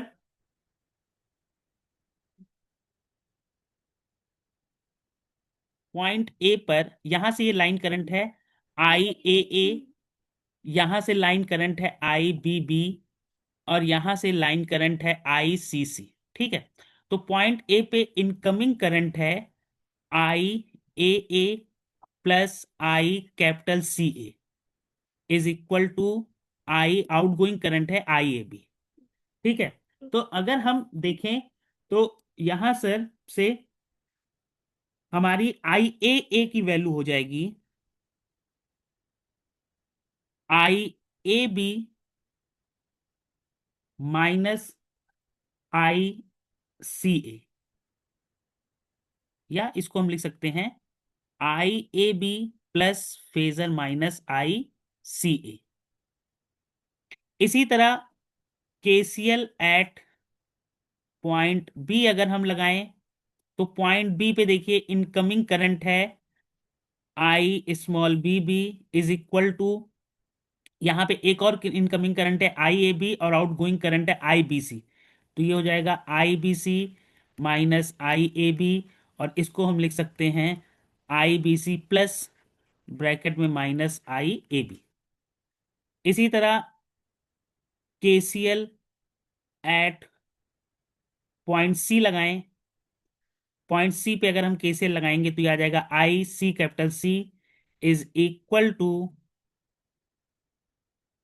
आई C A minus I B C, या हम इसको लिख सकते हैं I C A plus minus I B C. अब ये सब फेजर है भाई, ठीक है, सब फेजर में है।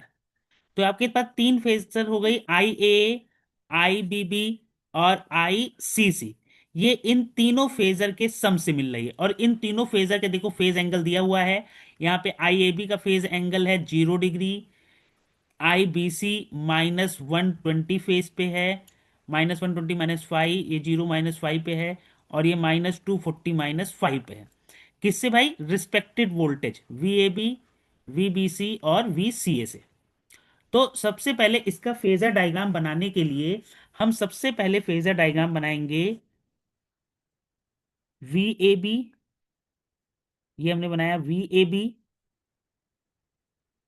इससे 120 डिग्री पर वी बी सी, ओके, और इससे 120 डिग्री पर और वी सी ए। अब करंट देखिए, वी ए बी की करंट है I A B, V A B की करंट है I A B, I A B V A B से -5 डिग्री पर है, I A B. I B सी की करंट है कैपिटल आई बी सी, और आई सी ए की करंट है आई सी ए।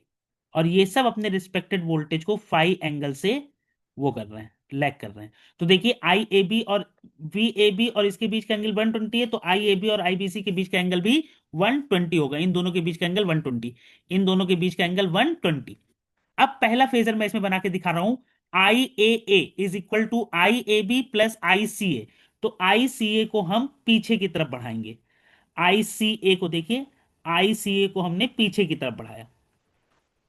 ओके, अब जब इसको हमने पीछे की तरफ बढ़ाया तो ये बन गया minus I C A, minus I C ए बन गया। और इसमें हम अगर आई ए बी को ऐड कर दें, यानी इन दो फेजर को अगर हम ऐड कर दें, तो हमें फेजर कौन सा मिल जाएगा? हमें फेजर मिल जाएगा आई ए, 1 सेकेंड, अगर हम इसको ऐड कर दें तो हमें फेजर मिल जाएगा आई ए ए। इसी तरह आई बी भी देखो, आई बी सी और माइनस आई ए बी। तो आई बी सी और minus I A B, I A B को पीछे की तरफ बढ़ाया, ये बन गया आपका माइनस आई ए बी। और इसमें हमने ऐड कर दिया I B C, minus I A B और आई बी सी को ऐड कर दिया, तो यहां पे ये आपको फेजर बन गया, ये फेजर आपका बन गया आई बी बी। इसी तरह आई बी सी को पीछे की तरफ बढ़ाया, तो ये माइनस आई बी सी बन गया। और इसमें ये आई सी ए को हमने ऐड कर दिया,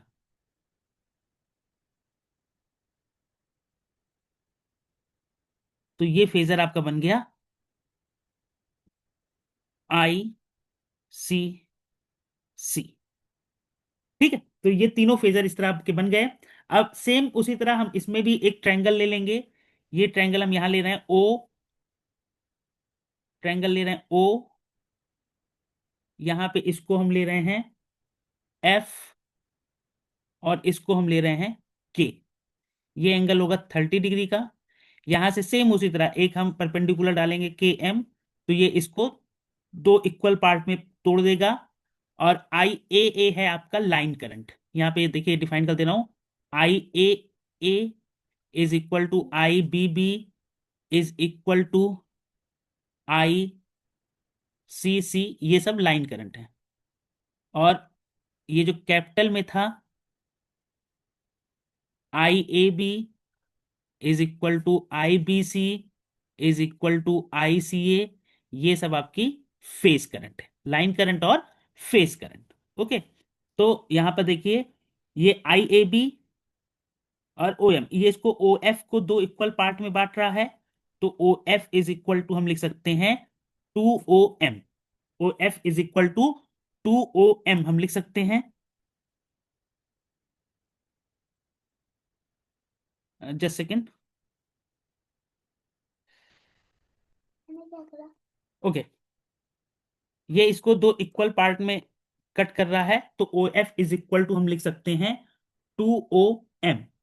और O M is equal to same उसी कॉस वाले फॉर्मूले से, O M is equal to आ जाएगा टू ओ के कॉस 30। अब देखिए यहां से O F is equal to cos 30 की वैल्यू √3/2 होती है, टू ओ के √3/2, टू टू कैंसिल हो जाएगा, तो यह आ जाएगा √3 ओके। ओ एफ देखिए, ओ एफ है आपका आई ए ए, ओ एफ है आपका आई ए ए, और आई ए ए आपका लाइन करंट है I L, is equal to √3 okay है आपका आई ए, ओके है आपका यहां पर आई ए बी। तो आई ए बी आपका फेस करंट है, I L is equal to √3 I P. और यही डेल्टा कनेक्शन आपका होता है। डेल्टा कनेक्शन में लाइन करंट आपकी √3 टाइम्स फेज करंट के इक्वल होती है। ओके, अच्छा, थ्री फेज कनेक्शन में पावर होती है 3 S is equal to 3 V P I P, या इसको हम कहते हैं √3 VL IL। ये दोनों के लिए चाहे स्टार कनेक्शन हो चाहे डेल्टा कनेक्शन, ये पावर सेम होती है। ओके,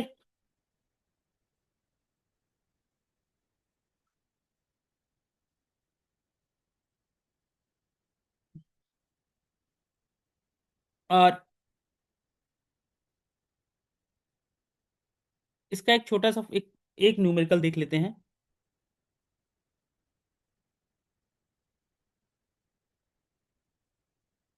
एक थ्री फेज लोड है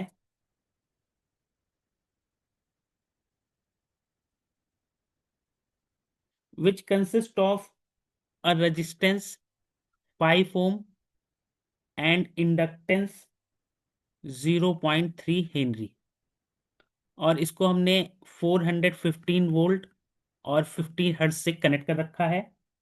तो आपसे पूछ रहा है लाइन करंट बताओ,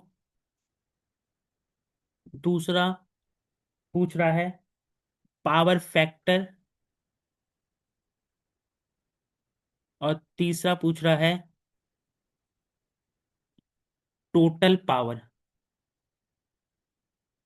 और लोड जो है आपका वो स्टार कनेक्टेड है, स्टार कनेक्टेड। तो देखिए यहां पर Z इज इक्वल टू भाई होता है R+j XL।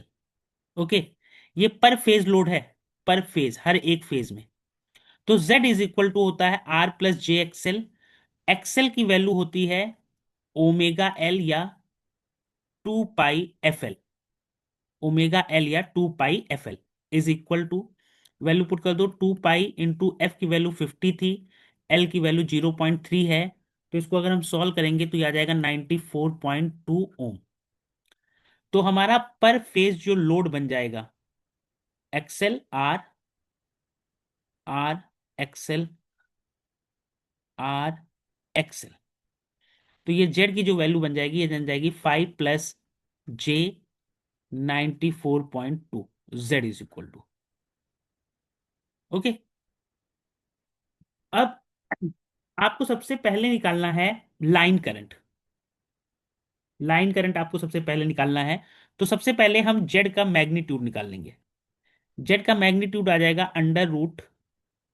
√5² +94.2 का स्क्वायर, और इसको अगर हम सॉल्व कर लेंगे तो ये आ जाएगा 106.7 ओम। अब फॉर स्टार कनेक्शन हमने पढ़ा है, स्टार कनेक्शन के लिए VL इज इक्वल टू होता है √3 VP, या इस इक्वेशन को हम लिख सकते हैं VP is equal to VL/√3। अब ध्यान यहाँ पे एक याद करने वाली चीज है कि यहाँ पे जो वोल्टेज दिया रहता है, अगर इसको कोई भी ये नहीं बोला कि लाइन वोल्टेज है या फेज वोल्टेज है, तो ये हमेशा क्या रहेगा, लाइन वोल्टेज। ये हमेशा याद रखिएगा कि लाइन वोल्टेज दिया है, अनटिल अनलेस कि उसने बोला हो कि फेज वोल्टेज। अगर फेज वोल्टेज नहीं बोला है, कोई वोल्टेज नहीं बोला है, तो कौन सा वोल्टेज होगा, लाइन वोल्टेज। तो ये लाइन वोल्टेज की वैल्यू है 415/√3। तो यहां से फेज वोल्टेज आ जाएगा आपका 240 वोल्ट। तो स्टार कनेक्शन है, क्योंकि स्टार कनेक्शन बोल रहा है, ओके। तो स्टार कनेक्शन में IL इज इक्वल टू होता है, ए पार्ट हम कर रहे हैं, IL इज इक्वल टू होता है IP। स्टार कनेक्शन के लिए IL is equal to IP, और IP की वैल्यू हो जाएगी आपकी VP/ZP। VP आपका है 240 और ZP है 106.7, और इसको अगर आप सॉल्व कर लेंगे तो ये आएगा 2.25 एम्पियर। बी पार्ट में पावर फैक्टर निकालने को कहा है। पावर फैक्टर हम लोग पहले फॉर्मूला पढ़ चुके हैं, R/Z होता है। R की वैल्यू है 5 और Z की वैल्यू है 106.7।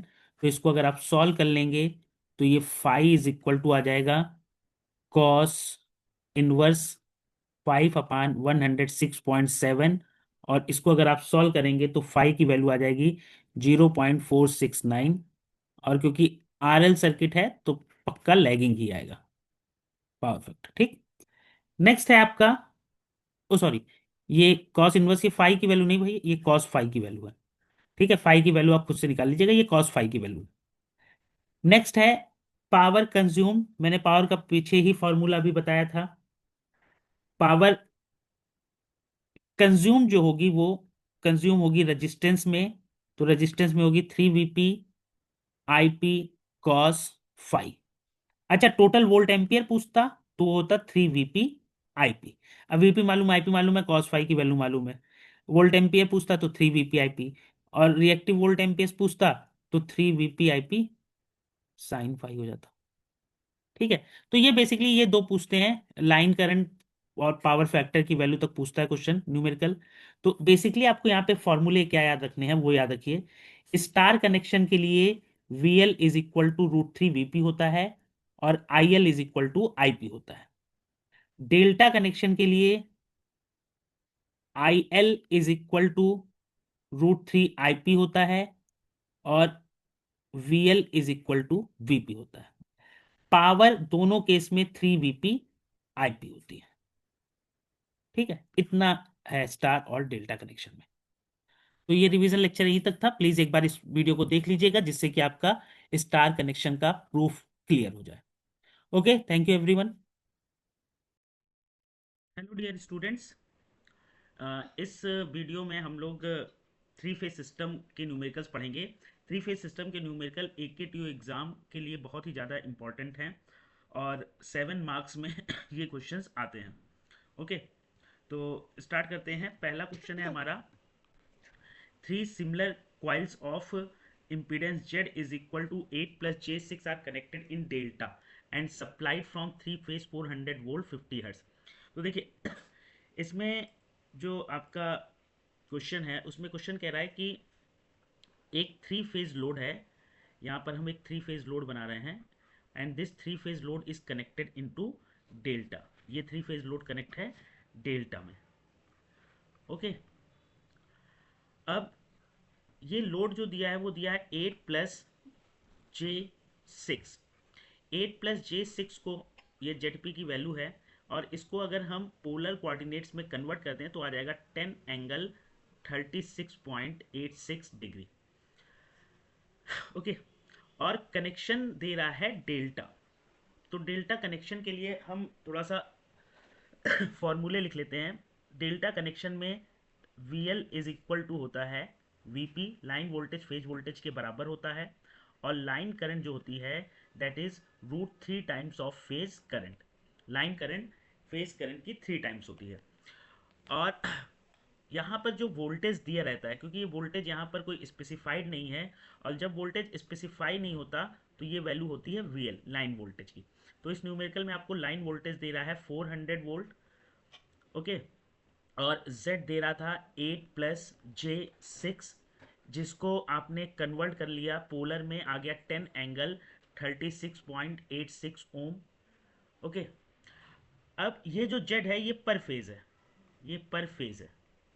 ठीक है, हर फेज का इम्पीडेंस इतना ही है। तो आपको डिटरमाइन करना है लाइन करंट IL, फिर आपको डिटरमाइन करना है पावर फैक्टर। पावर फैक्टर आपका जो होता है that is equal to cos phi. Then आपको डिटरमाइन करनी है एक्टिव पावर, रिएक्टिव पावर, और टोटल वोल्ट एम्पियर। ओके, तो यहाँ पर हम एक्टिव पावर, रिएक्टिव पावर और टोटल वोल्ट एम्पियर का फॉर्मूला भी लिख दे रहे हैं। P = होता है √3 VL/IL cos phi, and Q = होता है √3 VL/IL साइन फाई, और S = होता है √3 VL/IL। ओके, तो अब देखिए सबसे पहले हम निकालेंगे, क्योंकि आपका यहाँ पर लाइन करंट दिया हुआ है, लाइन करंट आपको निकालना है, और आपको लाइन वोल्टेज दिया है, तो आपको फेज वोल्टेज नहीं दिया है। तो क्योंकि डेल्टा कनेक्शन है इसलिए फेज वोल्टेज = आपका लाइन वोल्टेज हो जाएगा, = 400 वोल्ट।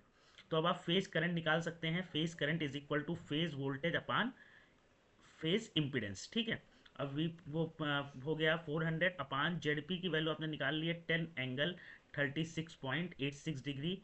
तो इसको अगर आप सॉल्व करेंगे तो ये आ जाएगा 40 ∠−36.86। ये हो गया फेज करंट। अब क्योंकि आपको लाइन करंट निकालनी है तो first question, line current = for delta connection line current = √3 IP। Okay, तो आप ये वैल्यू पुट कर देंगे √3 × 40। तो ये आपका आंसर आ जाएगा इसको सॉल्व करने पर 69.28 ampere. 69.28 ampere line current. Okay, next second part में आपको निकालना है पावर फैक्टर। पावर फैक्टर आपका cos फाई होता है, और फाई एंगल देखिए ये फेज वोल्टेज कितने एंगल से फेज करंट लैग कर रहा है, 36.86 एंगल से लैग कर रहा है। तो फाई की वैल्यू हो गई 36 पॉइंट माइनस के साथ माइनस 36.86 डिग्री। तो पावर फैक्टर हो गया आपका कॉस माइनस 36.86, और ये आपका आ जाएगा सॉल्व करने पे, कॉस वैल्यू निकालने पे 0.8। ओके, थर्ड पार्ट हम देख लेते हैं। थर्ड पार्ट में हमारा थर्ड में निकालना है एक्टिव पावर। अब एक्टिव पावर आपका फॉर्मूला मालूम है, √3 VL कॉस फाई। देखिए √3 वी एल की वैल्यू 400 है, आई एल की वैल्यू आपने निकाल ली 69.28, और कॉस फाई मतलब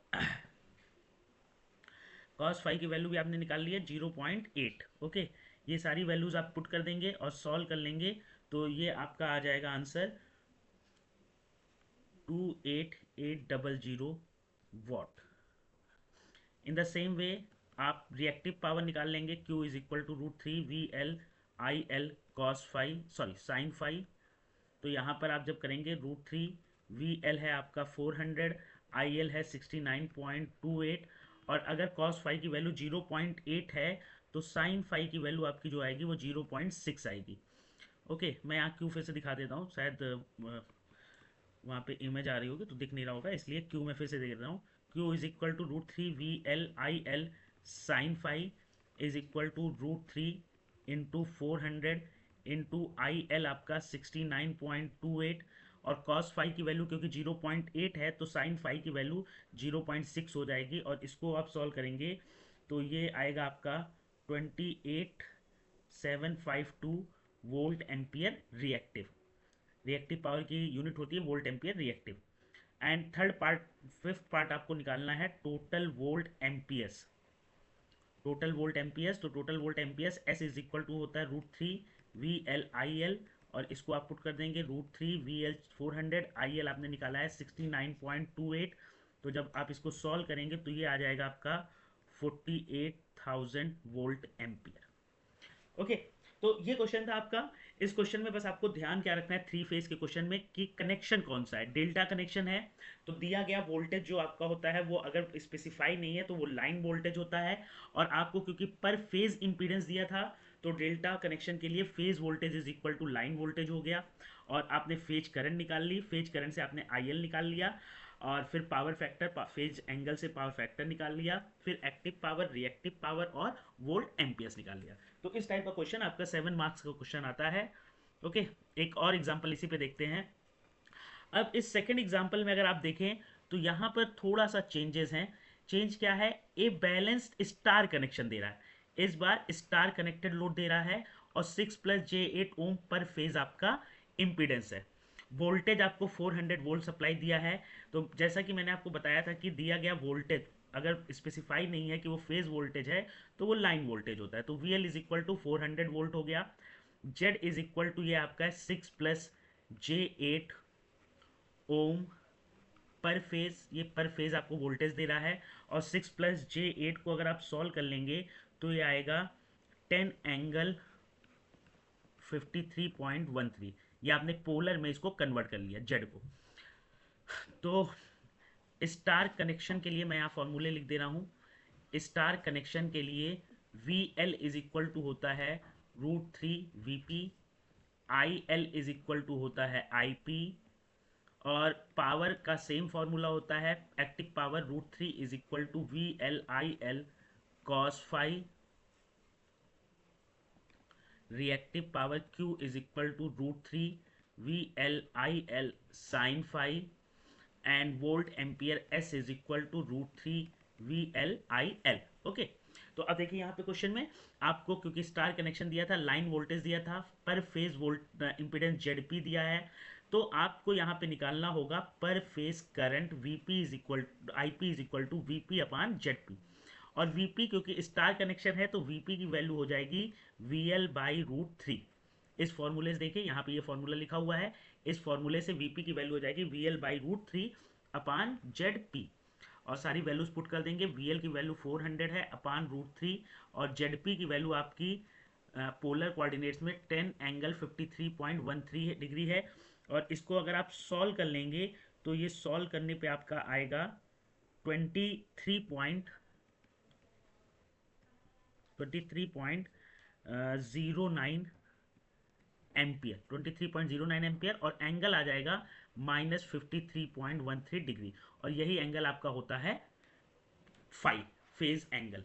तो सेकेंड पार्ट में, तो फर्स्ट पार्ट था लाइन करंट निकालने का, ये आपकी फेज करंट आ गई, और स्टार कनेक्शन के लिए line current is equal to phase current होता है, तो इसकी वैल्यू कितनी हो जाएगी 23.09 एम्पियर। ओके, सेकेंड पार्ट में आपको पावर फैक्टर निकालना है, तो power factor is equal to होता है cos phi cos 53.13 degree, cos 53.13 degree, और ये आप सॉल्व करेंगे तो ये आपको मिलेगा 0.6। अब थर्ड पार्ट में देखिए, आपको पावर और टोटल वोल्ट एम्पियर्स निकालना है। तो पावर आपका कह रहा है, तो क्योंकि स्पेसिफाई नहीं कर रहा है, इसलिए हम पावर निकाल लेंगे, active power √3 VL IL cos five. अब देखिए √3 VL की वैल्यू 400, IL की वैल्यू 23.09, और cos फाइव की वैल्यू 0.6, तो P की वैल्यू आपकी आ जाएगी, ये आ जाएगी 9.598 किलो वॉट।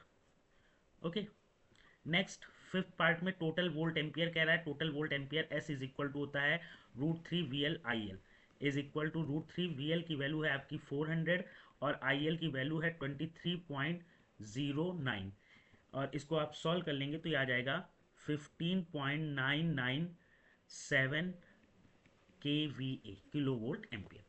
तो ये क्वेश्चन था, सिंपल क्वेश्चन था, ठीक है। और आप इजीली इस क्वेश्चन को, इन क्वेश्चन के लिए बस देखिए ये याद रखना है कि डेल्टा कनेक्शन है या स्टार कनेक्शन है। डेल्टा कनेक्शन है तो VL is equal to VP होगा, और IL is equal to √3 IP होगा, और स्टार कनेक्शन है तो VL is equal to √3 VP होगा, और IL is equal to IP होगा। और दूसरी चीज़ ये याद रखनी है कि जो भी वोल्टेज गिवन होता है वो आपका लाइन वोल्टेज होता है VL की वैल्यू, और इम्पीडेंसेज आपके हमेशा फेस के दिए रहते हैं, इसलिए हम फेस करंट VP/ZP से निकालेंगे। ओके, एक एग्जांपल और देख लेते हैं। इस एग्जांपल को मैं बस आपको ये बताऊंगा, देखिए इस क्वेश्चन में आपको ये बोल रहा है कि A phase voltage source has a phase voltage आप। अब देखिए यहाँ पे इस क्वेश्चन में इसने स्पेसिफाई कर दिया कि ये इसका कौन सा वोल्टेज है, फेज वोल्टेज है, ठीक है। फेज वोल्टेज उसने स्पेसिफाई कर दिया, इसलिए VP की वैल्यू हो जाएगी 120, और स्टार कनेक्शन दे रहा है, स्टार कनेक्शन दे रहा है, तो VL इज इक्वल टू हो जाएगा √3 VP। ओके, अब जेड दे रहा है आपको, ZP 36 प्लस J48 ओम पर फेज, ओम पर फेज। इसको आप कन्वर्ट कर लेंगे पोलर में, तो ये पोलर में कन्वर्ट होके आएगा 60 एंगल 53.13 डिग्री। अब आप यहाँ पर VL निकाल लेंगे, VL is equal to √3 VP, √3 × VP, ये फर्स्ट पार्ट है VL निकालना, √3 VP 120 is equal to 207 point, ये सॉल्व करने पे आ जाएगा 207.84 वोल्ट। सेकेंड पार्ट आपको निकालना है लाइन करंट, तो लाइन करंट आप डायरेक्ट नहीं निकाल सकते, आप निकाल सकते हैं फेस करंट। फेस करंट क्या होती है, VP/ZP। इस क्वेश्चन में VP दे रहा है 120/ZP हो गया 60 एंगल 53.13, तो फेस करंट जो आगे आ गई वो आ गई 2 एंगल -53.13 डिग्री। और क्योंकि स्टार कनेक्शन है तो स्टार कनेक्शन में लाइन करंट और फेज करंट आपस में बराबर होती हैं, तो ये हो जाएगा 2 एंगल -53.13 डिग्री एम्पियर, ठीक है। थर्ड पार्ट में आपसे कह रहा है cos फाई निकालने को, पावर फैक्टर। तो आप देख सकते हैं कि फाई की वैल्यू है -53.13 डिग्री, तो पावर फैक्टर आपका हो जाएगा cos phi is equal to cos -53.13 degree, और ये वैल्यू आप सॉल्व करेंगे तो ये शायद 0.6 आ जाएगी, 0.6। ओके, और नेक्स्ट पार्ट में आपसे कह रहा है total 3 phase power supplied to the load. तो total 3 phase power supplied to the load निकालने के लिए आपको निकालना पड़ेगा एक्टिव पावर, कितनी लोड को पावर सप्लाई हो रही है, वो एक्टिव पावर होता है √3 VL IL cos phi is equal to √3 VL की वैल्यू है आपने निकाला है 207.84, IL की वैल्यू आपने निकाला है 2 और cos फाई की वैल्यू 0.6, और इन सबको अगर आप मल्टीप्लाई कर देंगे तो ये आ जाएगा 431.98 वॉट। ओके, तो ये क्वेश्चन था, और ये 3 एग्जाम्पल्स अब मैंने आपको इस वीडियो में बताए हैं। ये बहुत इंपॉर्टेंट है और बहुत ही इजी है। आपको सीधे फॉर्मूला बेस करना है। सिर्फ आपको याद रखना है कि अगर गिवन वोल्टेज स्पेसिफाई नहीं है तो वो लाइन वोल्टेज होगा। जहां पे बच्चे गलती करते हैं वो यही एक पॉइंट है। और उसके बाद सिर्फ आपको स्टार और डेल्टा देखते हुए उनके रिस्पेक्टिव फॉर्मूले लिख के और सिर्फ कैलकुलेशन करना है। तो ये बहुत ही इजी पॉइंट क्वेश्चन है। इनको इनकी प्रैक्टिस आप जरूर करिएगा, और AKT एग्जामिनेशन में ये क्वेश्चन बहुत पूछे जाते हैं। और ये क्वेश्चन हमेशा स्टार डेल्टा के प्रूफ के साथ, VL is equal to √3 VP या IL is equal to √3 IP के प्रूफ के साथ पूछे जाते हैं, मिक्स में आते हैं क्वेश्चन। ओके, तो इसी के साथ ये वीडियो यहीं पर मैं एंड कर रहा हूँ। अगर आपको वीडियो अच्छा लगा हो तो प्लीज़ इस वीडियो पे कमेंट करिएगा कि आपको वीडियो कैसा लगा या किस पॉइंट पे आपको कुछ समझ में नहीं आया। Okay, thank you everyone.